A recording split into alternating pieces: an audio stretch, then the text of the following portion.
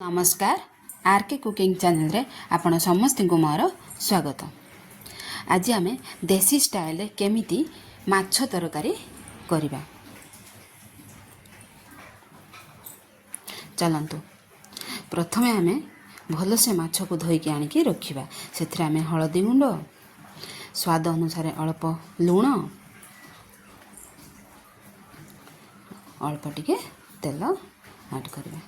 आईसिया टिके गंध न हेबापई आमे सेथिरे लेंबू टिके ऐड करबा। आ ताको आमे भल भाबरे आमे ताको फेंटिकी रखिबा। फेंटिबा बा गोळेकी रखिबा। 5-10 मिनिट घोड़ेकी रखिबा। से भितरे आमे चलंतु आमे मसला रेडी करबा। अदा, रसुण, पियाज को आमे पेस्ट बनेबा। पियाज टमाटो को आमे काटिकी रखिबा। आपण चाहिए लंका भी ऐड कर परिबा। देखंतु हमरो पेस्ट रेडी। चलंतु एबे आमे माछ फ्राई करबा। तेल गरम हो सारलानी सेथे आमे माछ पकेबा। माछ को आमे ओलटेई देबा।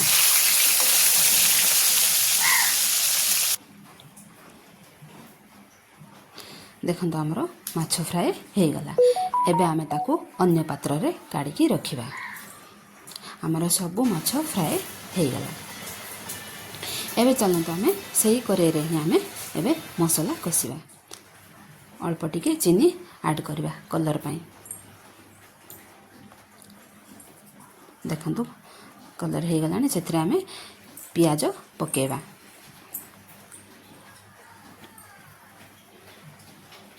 काश्मीर लाल मिर्ची ऐड करबा।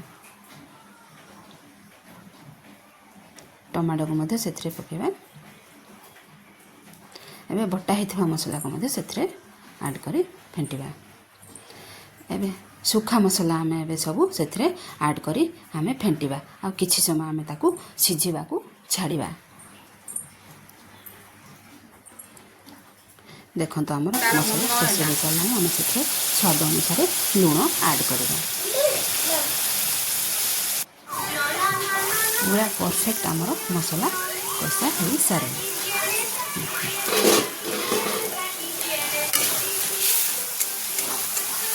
एबे हम सेथरे आमे पानी ऐड करबा। आपन को जति झोल दरकार से अनुसार आपन पानी ऐड करबा।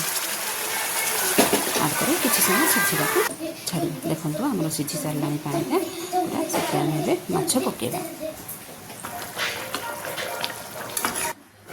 देखंतु हमर माछ पूरा तरकारी रेडी। मो चैनल को नुआ देखुथिले लाइक एंड सब्सक्राइब करंतु एवं शेयर भी करंतु। जय जगन्नाथ।